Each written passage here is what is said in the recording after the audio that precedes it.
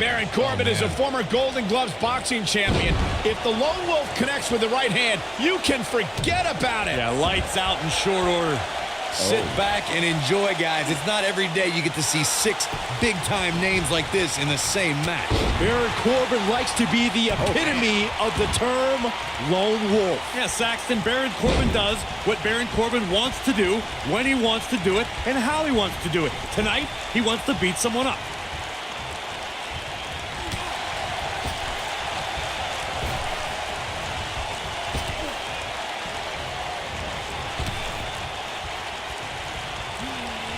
Guys, remembering the long and shaky journey it was for Dean Ambrose and Seth Rollins to reunite, but once they did, the WWE Universe was beyond excited to see fences mended and the Raw Tag Team Championships around Dean and Seth's waist.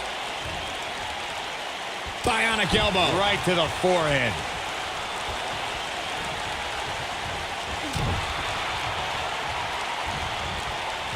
Getting on the subject of that highly anticipated reunion Byron mentioned, Ambrose and Rollins were brothers united for a common cause. And Corey, don't forget that title victory put Dean Ambrose in a rare class of Grand Slam champions. Yeah, it's really kind of unbelievable how quickly Ambrose made that list. Kurt Angle, Chris Jericho, Randy Orton, and Dean Ambrose. One of these things is not like the other. And a lethal clothesline.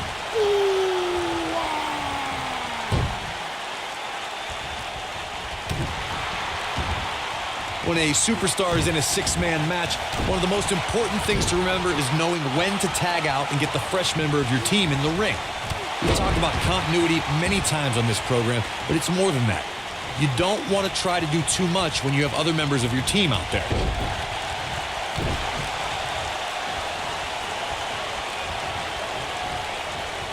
Oh my goodness, crushing it.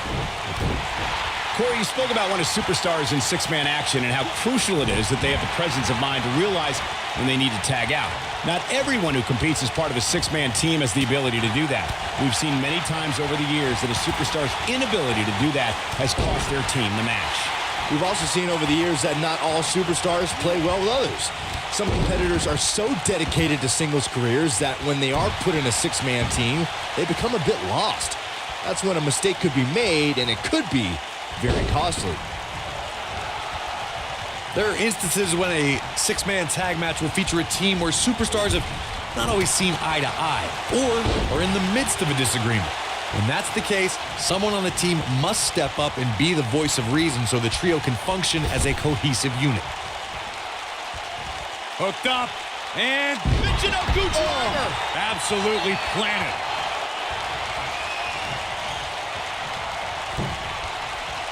Corey, earlier you talked about what needs to happen when members of a 6-man team have differences or had differences in the past. If the team can't find a way to get on the same page, they will not last very long. Someone on the team has to step up and make sure. Unbelievable move by Reigns, but he's got to capitalize now. That is a huge going for the cover. The pin's broken up.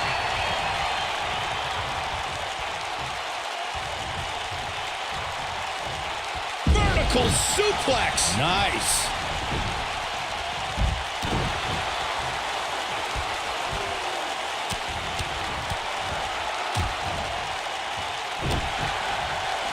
Oh man, Dean Ambrose is really feeling the pressure.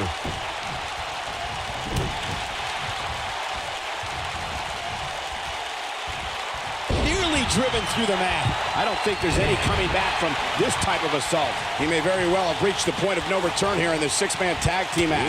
I think this one's over. Oh, come on. Just put him out of his misery already. This is getting ridiculous.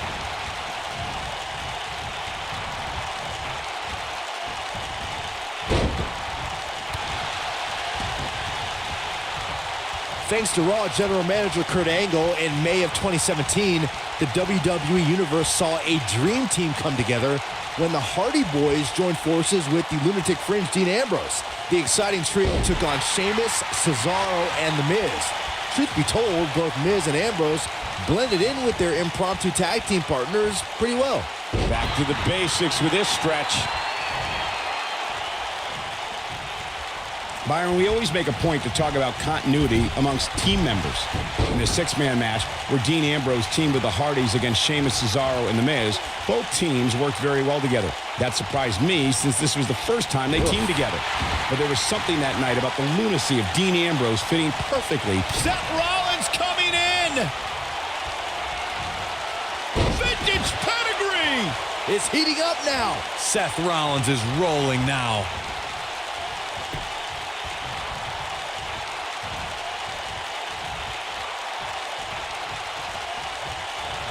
The force on that impact was unreal, guys. I'm not sure how much he has left. That should do it, Cole. There's no coming back. He's got him covered. Gets the shoulder up before 3. Still too fresh. At the oh my goodness, crushing it.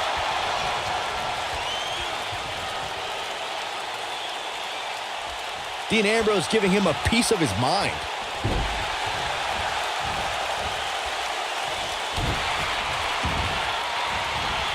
Oh, man, right to the arm. Hyperextend your elbow. Drew McIntyre looks like he's really struggling under this pressure.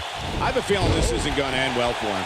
From my standpoint, it seems like he underestimated who he was stepping in the ring with here tonight. Oh, the Architect is rolling now. And the face buster takes him down. That's what he was looking for, Michael. Seth Rollins really needed this break. But what can he do with it? Something that is always important in a six-man match is having the ability to perform double-team moves. One of the things that's successful. Firmly in the driver's seat after that slam. Can he finish the job? That just echoed throughout this entire... We've got it covered. Real close. Too close for comfort. Not yet. Teamwork is always paramount in a six-man tag match. Superstars want to be able to have a level of teamwork where two members of the trio perform a double-team move, and the third member follows that up with a move so their opponent is really down for the count. The key is to deliver the maximum amount of punishment to your opponent in the least amount of time. You have until the referee's count of 5. It's not like you have all day in the ring, but if your team of 3 can deliver that type of offense, your trio will be in good shape. Being unhinged, unstable is the calling card of Dean Ambrose. But Corey, I know you don't see Ambrose as one of the smartest superstars on the roster. No, I don't. However, I do see Ambrose as having an uncanny tolerance for pain. Doesn't matter how many... There it is. The tag has been made. Oh, he needed that in the worst way, Michael.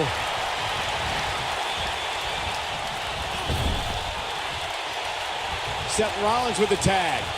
As Corey spoke to Dean Ambrose's pain tolerance, it's worth noting that Ambrose is usually inflicting the pain on himself. He doesn't care what he does to his body as long as he punishes his opponent. Using your body as a weapon, that is the M.O. of Dean Ambrose. You have to admire a man who's never afraid to swing for the fences. What's Baron Corbin putting together? This is a level of destruction no one was expecting. Wow, what a move. Oh boy, he is rolling. Wow, I thought he was a goner. If Rollins can keep his emotions in check, he can figure out a way to take this. Baron Corbin loves to hit people. Before entering sports entertainment, Corbin played professional football and was a boxer. Known as the Lone Wolf, Corbin then set his sights on NXT. Clothesline! Oh, that'll leave a mark. Seth Rollins got out of dangerous path there. Great move by the Architect. Look out, there he goes. Knocked right off his feet. Baron Corbin made waves as soon as he set foot in NXT, and that's exactly what the Lone Wolf wanted. Corbin assaulted superstars like Ty Dillinger, Neville, Kalisto, Finn Balor, and Samoa Joe. Corbin joined names like Cesaro and The Big Show when he became the third winner of the Andre the Giant Memorial Battle Royal at WrestleMania 32. Corbin then set his coordinates for the main roster and looked to destroy superstars like Dolph Ziggler, Dean Ambrose, Apollo Crews, and a familiar foe, Kalisto.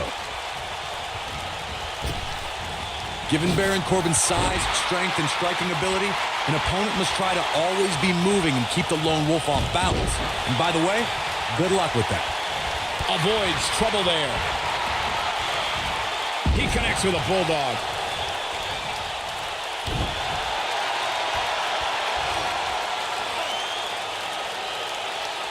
That's how you wear down your opponent. agility, toughness, and a massive 6'8", 275-pound frame means there's a lot to prepare for against Baron Corbin. Corey, you offer the best advice. Dean Ambrose, this is going to be big.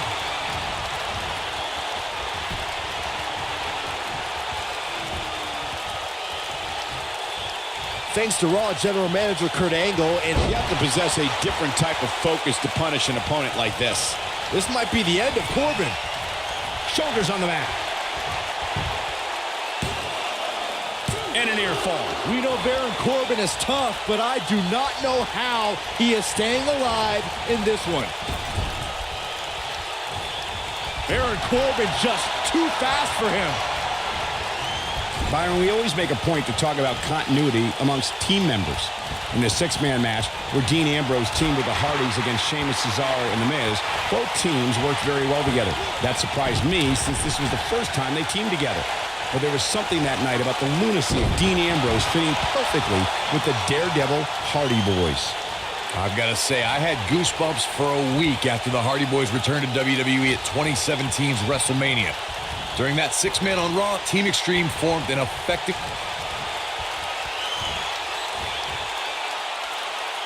What does Lashley have in store? Both teams working well here together. That's not always the case. He hits it. Lashley brings everyone to their feet. But I don't know how much gas he has left, guys. This could be all she wrote. Clearly on a mission here.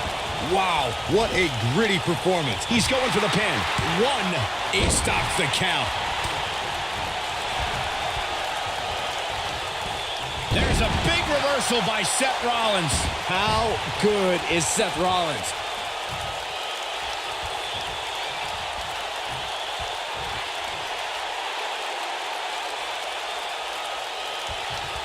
Something that is always important in a six-man match is having the ability to perform double-team moves. One of the things that successful six-man teams try and execute are double-team moves, and then have the third team member perform a signature or finishing maneuver to deliver maximum impact to an opponent.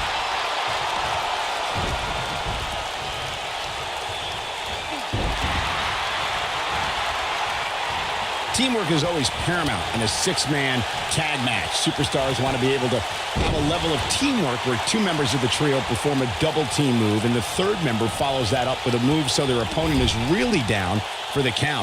The key is to deliver the maximum amount of punishment to your opponent in the least amount of time. You have until the referee's count of 5.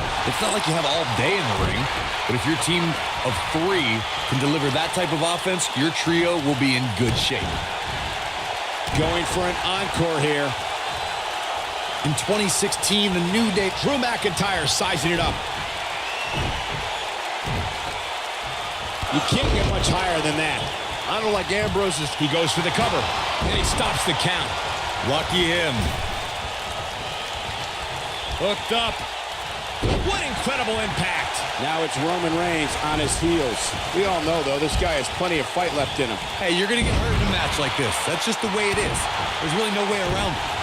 Corey, we've talked about six-man tag matches, and earlier you talked about one that caught the attention of the entire sports entertainment world. The New Day fought for survival amongst the darkness of the Wyatt family compound in a battle where pickaxes and cinder blocks were used as weapons and automobiles, and he tags his partner in. Momentum has certainly shifted here, Michael. Single leg drop kick, and he's taken down with authority. It might be cliche, but it's true here. It ain't over till it's over. When this guy's on, look out. He's playing with him now. Baron Corbin is getting ready here.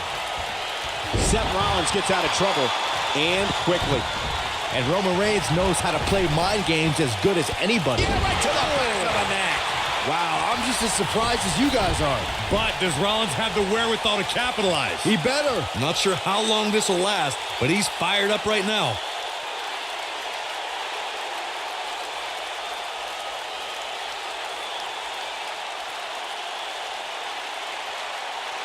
This has been a battle.